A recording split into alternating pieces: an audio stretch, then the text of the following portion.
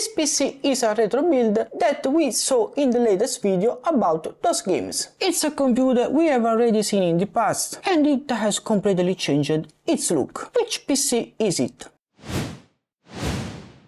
It's the Q6600 My Test PC, and in the past we have seen some tests on it, for example with Windows 10 and Windows 11. It had a very bulky and half-destroyed case. So I decided to get a new one, new with quotas, a Cooler Master Centurion 5.2. This case was released on the market in 2010, so almost 15 years ago. I found the right compromise between sides, its mid-tower, recent aesthetics, and of course the price paid. The PC has an Intel Core 2 Quad Q6600 processor cooled by a Zalman heatsink, recognizable for its revolutionary design when it came out. It has 4 GB of G-Skill DDR2 RAM, they are gorgeous, and an ATI Radeon HD 4890 graphics card with 1 GB of memory. Despite its age, the assembly was quite simple, and there are features that we now find in modern cases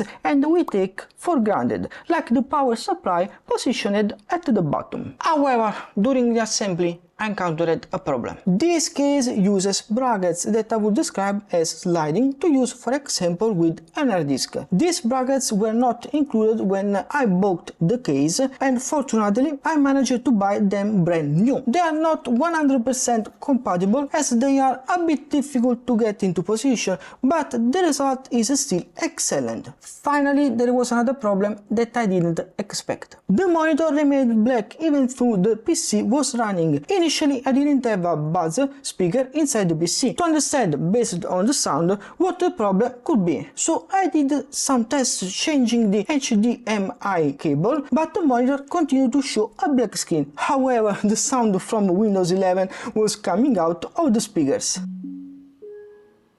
So, a mystery. Then I tried an HDMI DVI cable, and with this it worked. Windows 11 was finally displayed on the screen. While it was great news that the assembly was successful, unfortunately the issue found means that the graphics card likely has the HDMI port that has stopped working. I remember using the card with the HDMI cable without problems in the past, and furthermore the screen works with using the HDMI input with other devices, such as this PlayStation 3. Too bad for the HDMI port on the graphics card, but oh well, I'll get over it. To conclude, I'm very satisfied with this Q6600 with a more compact case that can fit in small spaces. With that being said, let me know your thoughts in the comments, leave a like on the video if you enjoyed it, and for those who are not yet subscribed, subscribe to the channel. Bye!